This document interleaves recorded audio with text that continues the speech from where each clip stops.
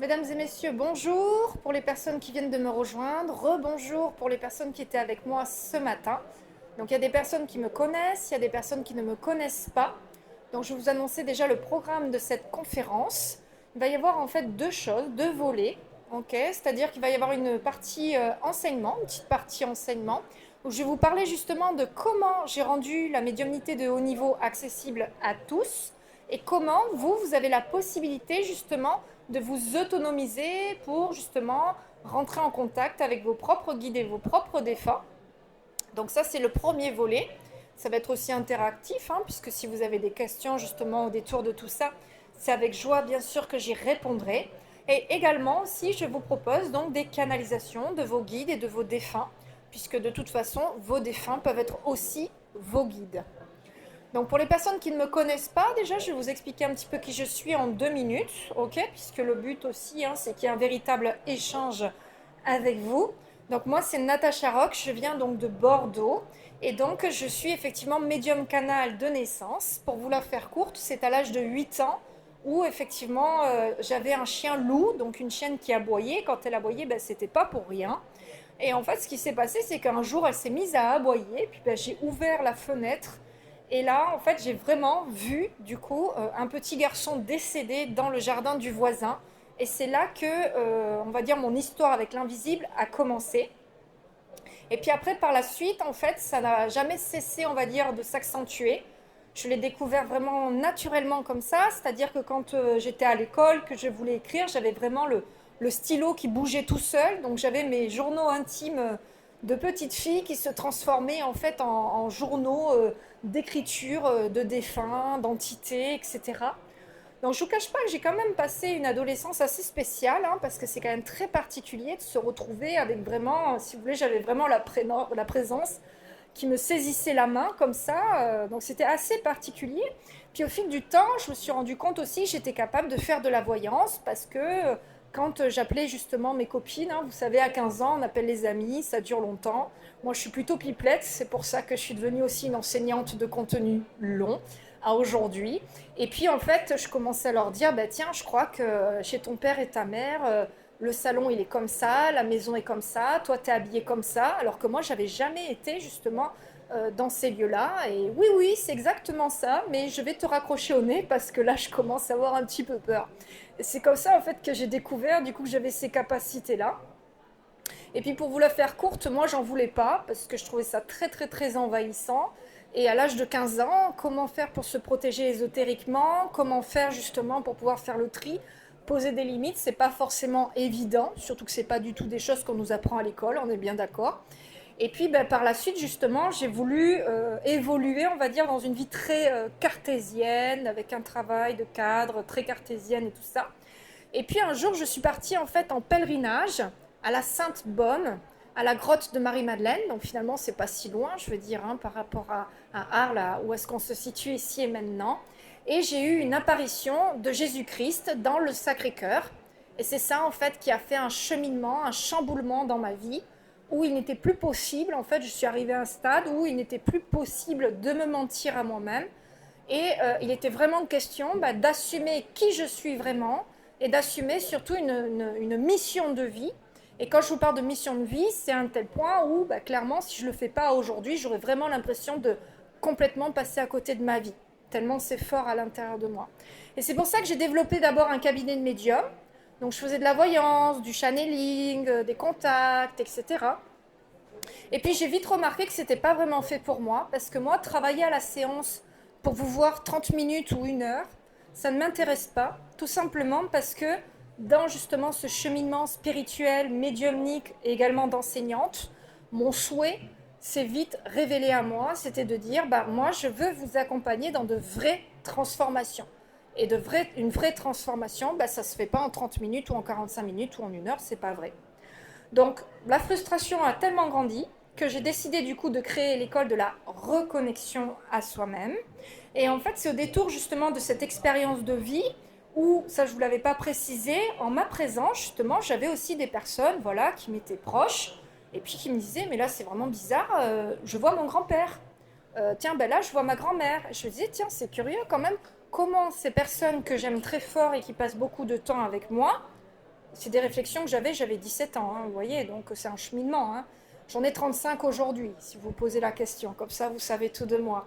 Mais je me suis vraiment dit comment ces personnes, comment ces amis, ces proches pouvaient en fait, parce que moi je ne cherchais rien, je veux dire à 17 ans, comment ils pouvaient en fait commencer à voir des visages, vous voyez. Et donc effectivement quand j'ai eu ce changement de vie de par l'appel du Christ en fait, hein, en sachant que je ne suis même pas chrétienne, parce que moi ma religion c'est l'amour en fait, tout simplement, mais par contre effectivement le Christ est un véritable maître ascensionné pour moi dans ma vie, ben, je me suis dit attends, si finalement il était possible de rendre la médiumnité accessible à tous, qu'est-ce que ça pourrait changer finalement dans la vie des personnes? Vous voyez? Donc cette présentation, je vous la propose vraiment aussi au détour de vous amener dans cette réflexion, de dire mais et si vous, mesdames et messieurs, vous êtes venus dans un salon bien-être, art divinatoire, médiumnité, etc. Il y a plein de stands avec des médiums, des voyants et tout ça. Mais si finalement vous aviez la possibilité de vous autonomiser et de pouvoir vous-même, à chaque instant, quand vous le souhaitez finalement, ok, à partir du moment où bien sûr vos guides et vos défunts sont présents à l'instant T où vous avez besoin, ok, puisque vous savez dans le monde de l'invisible les défunts travaillent, ils ont aussi des missions, ils ne sont pas toujours présents 24/24 non plus avec vous, c'est important de le souligner. Mais imaginez justement que vous aviez la possibilité de vous autonomiser.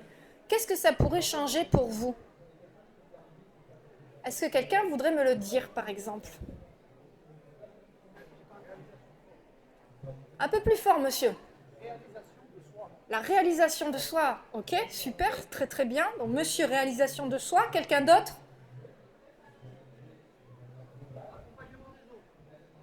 Comment, monsieur? Accompagnement des autres. Très très bien, on va y venir aussi. Quelqu'un d'autre? Madame, vous êtes d'accord de le dire dans le micro, comme ça on vous entend? Oui, bien sûr. Le bonheur de parler à ces êtres défunts qui nous sont chers. Totalement. Et du coup, qu'est-ce que ça pourrait changer pour vous d'être autonome là-dessus? Bah, ça pourrait changer. Ça, ça donne du- oui, une confiance, un plaisir, oui, de la joie au quotidien. Ok, donc plus de confiance, plus de plaisir, plus de joie au quotidien. Très bien. Ok.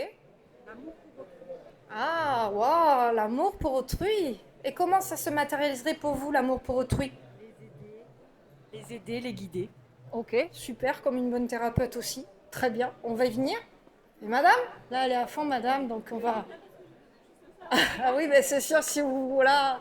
Je vais lever la main, mais je vais me planquer quand même. Hein. Ne sait-on jamais, peut-être que la conférencière, en plus, elle va me manger. Alors, D'avoir une boussole en fait pour cheminer dans notre vie, peut-être. une boussole, ben exactement. Donc qu'est-ce que ça fait du coup d'avoir une boussole? Quelque chose de plus aligné avec nous-mêmes. Ouais, ok. Donc la dame, du coup, parce que vous vous entendez pas sûrement là-bas, elle dit pouvoir justement avancer sur quelque chose de beaucoup plus aligné pour soi. Exactement. Donc si vous êtes dans un cheminement qui est plus aligné, qui est plus spirituel, bah forcément vous pouvez aussi mettre en place des actions, faire des choix, prendre des décisions aussi également qui vont aller plus en lien, en communion, je dirais, avec votre âme, tout simplement, pour aller vers une vie plus épanouie, plus heureuse, peut-être aussi plus paisible en fonction de ce que vous vivez. Effectivement, il y a des personnes aussi qui ont dit justement, tiens, pour mieux guider les autres. Hein, je vois qu'il y a le monsieur là qui est au taquet pour ça, et c'est super parce que du coup j'ai une question par rapport à ça. Est-ce qu'il y a des professionnels de l'accompagnement, c'est-à-dire des coachs, des thérapeutes, des psychologues ou des professionnels du monde médical ou paramédical qui justement se sont rendus compte que vous aviez des ressentis et que vous aimeriez développer cette médiumnité-là? Est-ce qu'il y en a dans la salle ou pas du tout? Ah, quand même, la dame en rouge, là, se dit, bon, attends, je vais finir par lever le doigt quand même. Super. Qu'est-ce que vous faites, madame?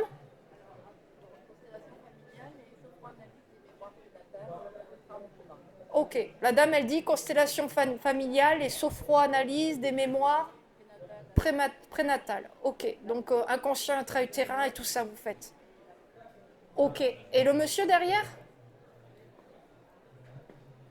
Vous avez levé la main, donc je vous pose la question. Ok. Ok, donc en 2 mots, vous êtes coach et astrologue et vous sentez que vous pourriez développer votre médiumnité. Bah, c'est parfait, vous voyez, vous pouvez d'ailleurs réserver un appel découverte puisque c'est justement ce que je propose. Donc on va faire une petite escale justement sur le développement de la médiumnité, puis après je vais vous ouvrir justement cet espace de questions, de canalisation, ok, pour justement vous parler de ça. Parce que vous avez, comme disaient certaines personnes, plus de guidance, de meilleurs choix, etc. Et puis il y a cette idée aussi, et ça c'est vraiment ce que j'ai développé dans mon école, c'est cette idée de dire, ok, bah finalement la médiumnité, si moi personnellement, faire de la voyance pendant 30 minutes pour dire si un tel va revenir ou pas, ou si un tel va avoir son travail ou pas, bah moi personnellement ça ne m'intéresse pas. Je me suis dit, qu'est-ce que je peux faire finalement de ces capacités canales de naissance que j'ai pour offrir de véritables transformations et tout ça. Et puis je me suis rendu compte d'un truc, je me suis rendu compte que justement, de par ces capacités-là, quand j'avais quelqu'un par exemple au bout du fil qui m'appelait pour une problématique, hop, grâce au guide et grâce à ma clairaudience, je mettais tout de suite le doigt sur la véritable problématique inconsciente de mes élèves, là où eux parfois cherchaient depuis 20 ans, 30 ans. Pour ceux qui l'ont loupé, il y avait un monsieur ce matin justement qui avait réservé un appel découverte avec moi, qui est magnétiseur et tout ça.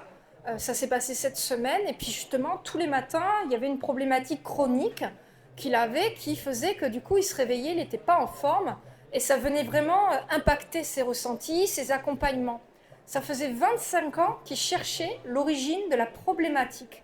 Et quand je l'ai eu au téléphone, en l'espace de 5 minutes, au travers de la médiumnité, hop, il a pu du coup, enfin ensemble on l'a fait, hein, mais c'est quand même lui qui fait le travail, moi je suis là pour vous guider. Il a pu du coup mettre le doigt sur sa véritable problématique. Et je me suis rendu compte en fait de ça, à force d'accompagner des personnes au travers de l'école, puis avant aussi, donc il y avait le cabinet, puis aussi à force de faire des conférences, hein, j'étais encore là l'année dernière, j'en suis pas à ma première conférence, loin de là, je me suis rendu compte en fait finalement quelque part que la médiumnité, ça pouvait être beaucoup plus puissant que finalement la façon dont c'est présenté. Puisque je pense que c'est le cas de la majorité du public que j'ai en face de moi, de votre cas, vous vous dites, bah tiens, qui dit médiumnité, dit le contact, et puis voilà quoi, le contact, la voyance, les cartes, etc. Mais si finalement ça pouvait vous permettre d'accélérer votre transformation, si ça pouvait vous permettre d'accélérer justement vos prises de conscience, et si ça pouvait justement aussi vous permettre, une bonne fois pour toutes, de régler des schémas, des problématiques que vous vivez à l'intérieur de vous et qui durent depuis 10 ans, 20 ans, 30 ans. Vous voyez? Et je vais même aller plus loin pour les professionnels de l'accompagnement. Sachez que vous êtes mes clients âmes sœurs, puisque c'est des personnes comme vous notamment que j'accompagne à aujourd'hui dans mon école. Voilà. C'est aussi cette idée de dire, finalement, si demain je développais tout ça, comme vous par exemple, monsieur qui êtes coach et astrologue, si demain vous développez tout ça, je veux dire au détour d'une carte du ciel par exemple, moi je suis passionnée d'astrologie humaniste, qui est vraiment une astrologie, si vous voulez, qui met l'être humain au centre de tout et qui vient associer toute la psyché de Carl Gustav Jung avec l'astrologie traditionnelle, donc elle est beaucoup plus, si vous voulez, à 360 degrés. Imaginez que, hop, vous avez la personne, à peine elle vous donne sa date de naissance, lieu de naissance et tout ça, vous avez à peine mis le doigt pour faire la carte du ciel que vous avez déjà, en fait, tous les messages pour la personne. Vous voyez? C'est ça, c'est de dire qu'est-ce que ça pourrait changer, du coup, finalement, pour les personnes que vous accompagnez. Oui? Je vous entends pas, monsieur. Mais c'est très bruyant, là.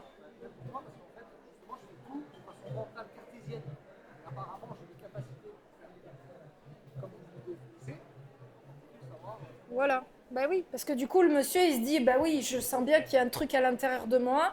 Quand j'ai les gens en face de moi, il y a bien un truc, mais il n'y a rien à faire. Je ne sais pas comment m'y prendre, quoi. Vous voyez, donc c'est pour ça que vous pouvez justement réserver un appel découverte avec moi. Donc moi, je voudrais vous demander justement, qui fait un travail spirituel, émotionnel, qui fait un travail sur soi dans la salle? Ok? Très bien. Donc vous avez peut-être déjà fait du Reiki, des soins énergétiques, de la kinésiologie, ou des constellations familiales, ou que sais-je encore. Vous voyez? Maintenant, il y a une vraie question aussi à se poser, c'est du coup, pour développer ces capacités, d'après vous, de quoi vous avez besoin finalement?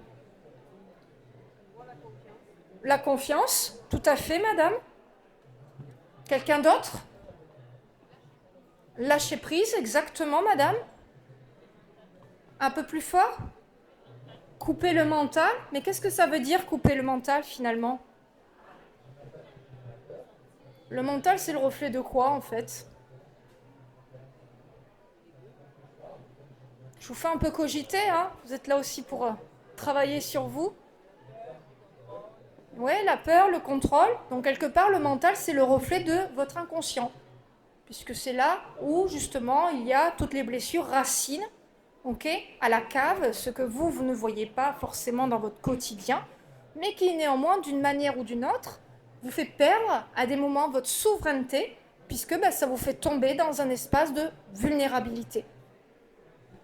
Maintenant, la question, c'est de dire comment, du coup, développer cette médiumnité de haut niveau sans support, facilement, rapidement. Et donc, ça veut dire, du coup, enlever tous ces espaces dans l'inconscient. Comment faire, finalement? D'après vous? Où sont véritablement les sources racines? J'insiste vraiment sur le mot racine, puisqu'il n'est pas question de mettre un pansement sur une jambe de bois, on est bien d'accord, ça ne sert strictement à rien.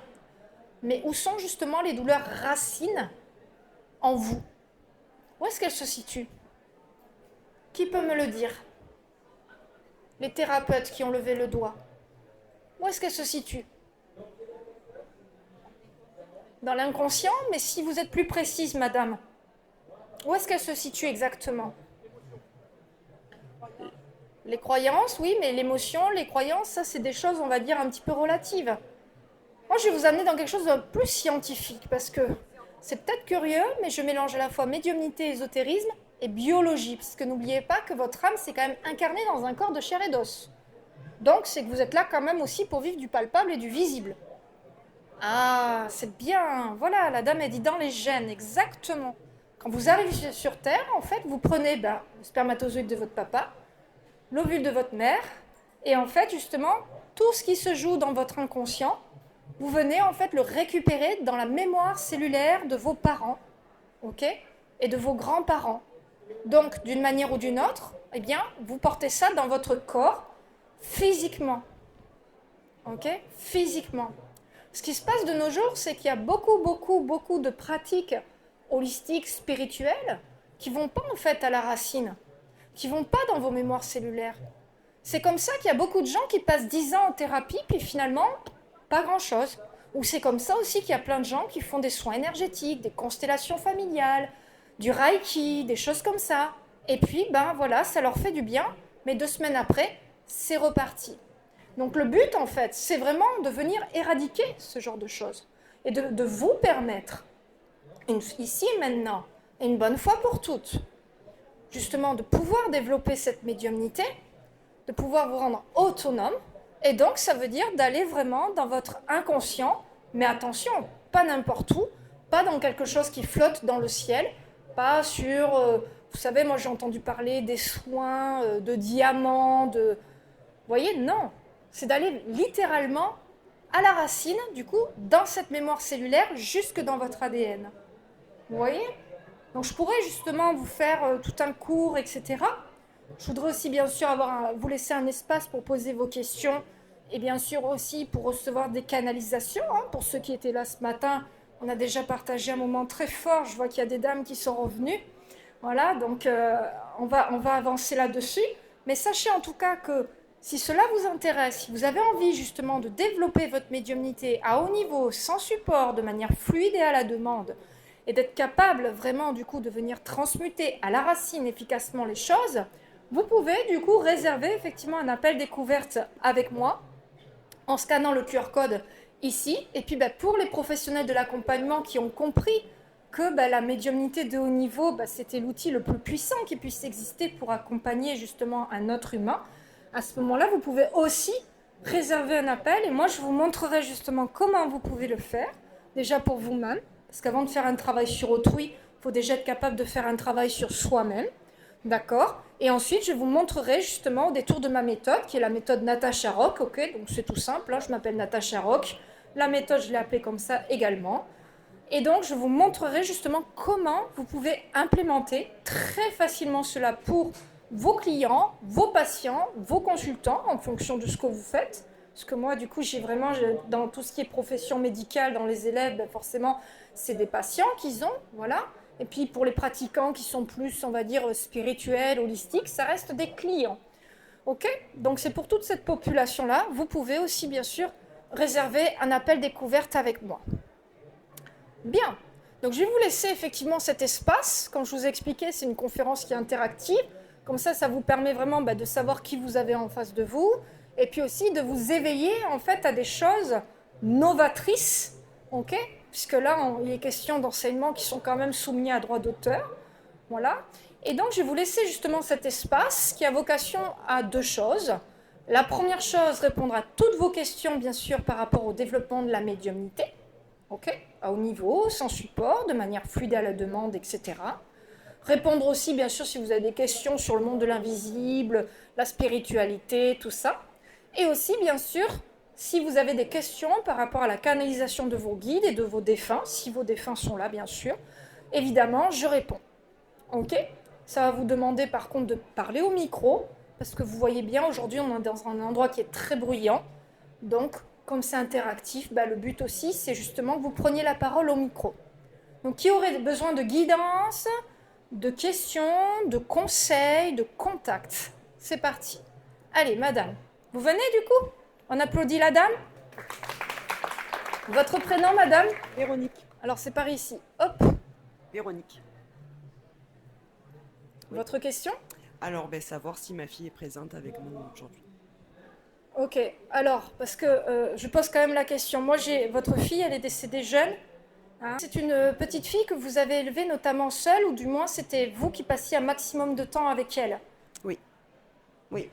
Ok, elle essaie tout le temps de rentrer en contact avec vous, et elle me dit, ma mère, elle le sait, parce qu'elle le sent, et apparemment, vous avez même souvent des frissons quand elle cherche à rentrer en contact avec vous. Est-ce que c'est bien ça? Oui, c'est vrai. Oui, oui. Voilà, donc en fait, votre fille, elle est là, surtout qu'en plus, ce que je vois, ce qu'elle m'explique, c'est qu'il y avait une relation qui était fusionnelle entre vous, parce que vous étiez que toutes les deux. Il y a quelque chose comme ça. Oui, tout à fait. Voilà, comme une famille monoparentale. Oui, on vivait que toutes les deux. Voilà, donc elle est avec vous, soyez rassurée, madame, et elle sera toujours là avec vous. D'accord. Merci. On l'applaudit parce que c'est pas rien quand même. Madame, avec le jean rouge, venez. Votre prénom? Maud. Alors moi, c'est au sujet de mon meilleur ami qui est parti il y a 2 ans. Et c'est juste que... Alors, votre meilleur ami, on me dit que... Parce que moi, ce que je vois, on va voir si c'est bien votre meilleur ami, d'accord? On se tient la main? Oui. Je vois un homme qui est quand même de taille assez grand, mince, et en fait, il est parti d'un coup. Oui. Oui. Voilà, donc en fait, oui, et en fait, on m'explique que c'était, parce qu'il est en train de me dire que c'était comme votre frère, vous aviez une relation frère-sœur. Oui. Oui, c'était exactement ça. Mais oui. Ah oui, madame, c'est pas évident. Ouais. Pardon, mais c'est parce que comme... Et ma question, c'est parce que souvent, il se manifeste et c'est magnifique, mais souvent aussi, je ne sais pas si... J'ai peur de le déranger parfois. Non, mais vous le dérangez pas. Ça, c'est très important parce que on me parle aussi, il m'explique que quand il était avec vous, quand il était incarné, quand il était incarné, il y avait aussi ce côté confident, vous disiez tout, etc. Oui. Oui. Et comment est-ce que je peux... Parce que je sais que c'est très bête ce que je vais dire, mais il a une femme que j'adore et des filles qu'il a adoptées qui étaient ses enfants. Et parfois, je me dis, il doit avoir beaucoup à faire parce qu'il manque beaucoup à sa femme et beaucoup à ses filles. Et donc, comment Alors, voilà. parce qu'il me montre un pendule. Il me montre un pendule et en fait, il me dit que vous pouvez tout à fait pratiquer le pendule. Alors là, c'est un truc que entre vous, hein. Ouais. Parce que moi-même, je recommande pas le pendule pour parler avec des êtres de l'invisible. Mais là, c'est que entre vous. Il me dit que c'est comme un code. Vous pouvez acheter un pendule en bois. Ah, vous avez des pendules en bois? Il faut que je regarde. Non, ils étaient plutôt dans des pierres et tout ça. Mais effectivement, il sait que j'ai des visions, mais ça date depuis toujours. Donc, il sait que j'ai pas mal de choses pour communiquer, oui. Voilà, donc n'hésitez pas, et il est là avec vous. Et puis voilà, c'est comme un frère de cœur de Oui. toute façon. Exactement. Merci. Vous êtes courageuse. Allez, on applaudit la dame. Le monsieur avec le truc de basket américain. En tout cas, il y a écrit un R dessus. Bonjour. Je viens pour ma maman du coup. Alors votre prénom, et puis dans le micro, sinon on ne vous entend pas. Jean-Xavier, je viens pour ma maman. Alors j'ai une question à vous poser parce que là, j'ai une dame qui respire mal. Donc, est-ce que c'est votre maman, la dame qui respire mal? Oui, sur la fin de vie, oui. Ok, elle avait des problèmes respiratoires, c'est ça? Je pense que c'est les produits de soins palliatifs. Mais pas plus que ça en termes de maladie. Parce que moi, ce qu'elle me montre, hein, c'est le côté manque de respiration, manque d'oxygène. Et elle est aussi en train de m'expliquer qu'en fait, elle était très active par le passé dans sa vie et que c'est ça qui l'a peinée. C'est le côté vraiment de tomber dans la dépendance et de se retrouver justement avec ce manque d'oxygène. Oui, tout à fait. Elle était très active et du coup, elle était très indépendante. Et le fait d'être devenue dépendante physiquement, ça a changé les choses. Voilà. Mais en fait, elle veut vous dire, aujourd'hui, ici et maintenant, que le fait du coup de se désincarner, ça l'a soulagée. Ça a été un soulagement pour elle. Elle me dit, il faut que mon fils l'entende. Donc je vous le dis, ça l'a soulagée parce que justement, comme elle avait ce côté très femme active et tout ça, elle me dit même fière. C'était une femme qui était quand même plutôt fière, votre maman. Oui, tout à fait, ça correspond. C'est exactement ça, oui. Et donc en fait, justement, ça lui a permis quelque part, elle me dit de vous dire que ça lui a permis de retrouver sa dignité. Oui, du coup je l'entends parce que c'est vrai que je la sens de temps en temps, mais j'arrive pas à avoir une conversation assez longue avec elle en fait. C'est des ressentis, des choses très courtes, très brèves. Elle me dit, mon fils ne médite pas assez, mais s'il se posait, il y aurait plus. Parce qu'apparemment, vous êtes quand même assez occupé, et puis un petit peu, je me permets, un petit peu très, voilà, dans le mental et tout ça. Mais si vous méditiez un petit peu plus, vous arriveriez à accéder à elle, parce que de toute façon, voilà, c'est votre mère, vous êtes son fils, et elle est tout le temps avec vous. Hein. D'accord. C'est quelque chose que j'essaye de faire, mais voilà, il y a de la progression. Et voilà, je pense que ça va aboutir à quelque chose, mais je l'entends en tout cas. Complètement. Merci, monsieur. Merci beaucoup. Madame avec les boucles d'oreilles. Oui. Habillée en kaki. Oui, oui, c'est vous que je regarde. C'est pas la voisine derrière.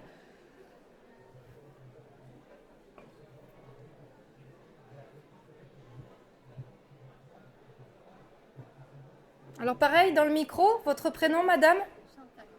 Chantal.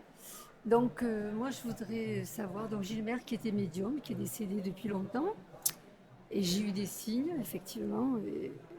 Alors, votre mère, parce que moi, j'ai une dame, pour le coup, là, qui est en train de me sourire derrière moi, très souriante, très solaire et très maman poule. Oui, c'est ma mère, elle était très maman poule, effectivement. Un peu Mère Teresa sur les bords, quand même, votre maman. Hein. Oui, aussi.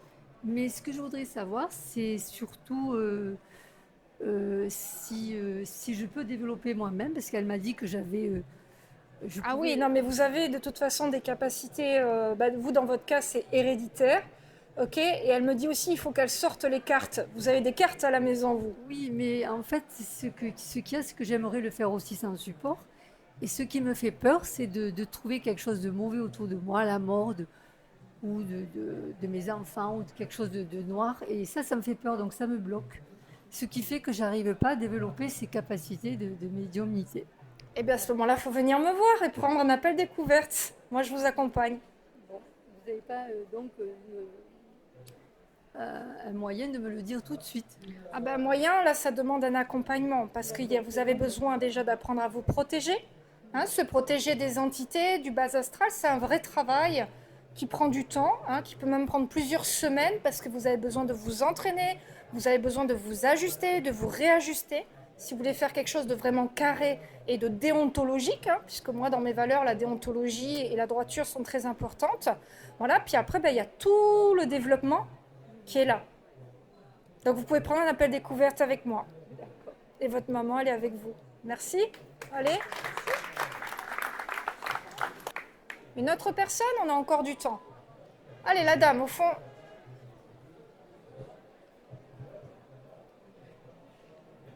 Vous voulez un petit coup de main?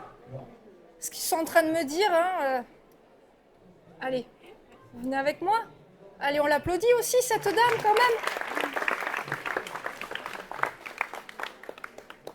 Ça va, je marche pas trop vite?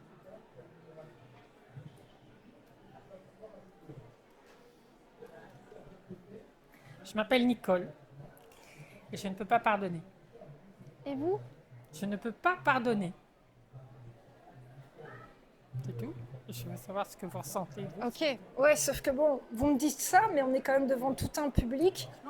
Et c'est quand même des choses super privées là, hein, parce que moi je vois quand même qu'il y a eu comme une agression et quelque chose de super injuste que vous avez subi, madame. Oui, je sais. C'est vrai. Justement. Moi, j'arriverai jamais à pardonner. Il paraît qu'il faut pardonner pour pouvoir passer à autre chose. Moi, j'y arrive pas. Bah, disons que là, ce que vous avez vécu, c'est une agression qui est très grave et qui est plus que punissable parce que vous avez vécu l'innommable. Donc, quelque part, c'est à la hauteur aussi, justement, de ce que vous pouvez ressentir. Je veux dire, ce que vous ressentez, c'est légitime. C'est normal de le valider. Maintenant, là, dans votre cheminement personnel, spirituel, oui, c'est important maintenant que vous appreniez à prier, déjà, pour commencer à faire ce cheminement-là. Parce qu'ils me disent que vous ne priez pas beaucoup, hein, c'est ça? Non, je prie pas. Voilà, vous ne priez pas, mais je vous assure que déjà, si vous commencez à prier, comme vous voulez, je veux dire, il n'y a pas besoin forcément de faire des prières toutes faites, ce qui vous vient dans votre cœur, ok? Et on me parle aussi d'écrire, pour vraiment tout vider. D'écrire, oui. Ça, j'arrive à écrire de temps en temps. Voilà, parce que je vous vois écrire, donc la prière et l'écriture, déjà, ça va vous permettre de commencer par quelque chose. Mais moi, j'ai envie de vous dire quand même que vu ce que vous avez vécu, c'est tout à fait légitime que vous vous sentiez ainsi. Maintenant, vous voyez bien qu'il y a de la fatigue. Ça, voilà, hein, là, c'est pas de la médiumnité. La dame, elle est en canne. Donc bon, hein. Et tout ça, et que vous avez des problèmes de santé. Tous mes problèmes de santé viennent de là. Ça, je le sais. Voilà. Donc vous ne vous rendez pas service, madame, à rester dans cette énergie. Je sais bien, mais c'est ça. Je voudrais savoir comment je peux faire pour sauter le pas. Et à ce moment-là, il faut venir me voir. Parce que là, c'est un vrai travail dans l'inconscient, pour le coup, justement. Je suis au stand juste en face, si vous voulez venir me voir. Merci. On l'applaudit?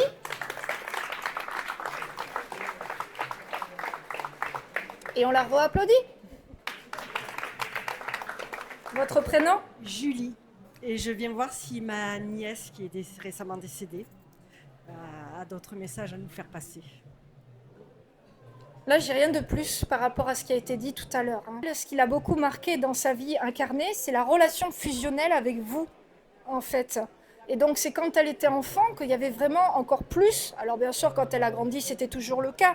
Mais apparemment, enfant, parce qu'elle me dit, ma mère m'a protégée. Il y avait vraiment cette notion de fusion, de protection, de famille monoparentale vous concernant.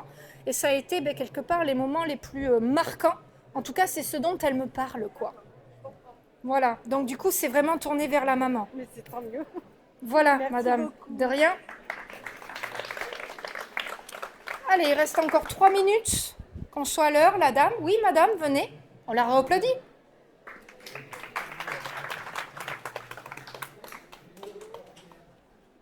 Priscilla, et en fait, j'aimerais savoir si je pourrais avoir un signe de mes guides qui me disent que je suis bien sur le bon chemin, en fait, que je prends bien la bonne direction. Que j'essaye de changer de direction et je veux voir un peu. Vous êtes une personne très créative, vous, c'est bien ça? Oui, ça, c'est quand même. Oui. Oui, parce qu'en fait, moi, c'est ça que je vois, c'est tout ce qui est tourné vers la création, vers l'imaginaire, il y a tout ça. Et on m'explique en fait qu'avant, vous étiez dans un travail qui était peut-être beaucoup plus cartésien et tout ça, et que maintenant, justement, vous vous tournez vers vos passions. C'est bien ça, madame? Oui, oui, c'est ça. Ouais. Donc vous êtes sur la bonne voie, et on me dit elle va vivre de ses passions, mais ça va prendre du temps. Il y aura certainement un emploi à prendre à mi-temps quand même, pour finir de faire cette transition, madame. D'accord. Ok, merci. On l'applaudit. Allez, je veux bien faire une dernière personne qui voudrait avoir un dernier contact. Madame avec les lunettes.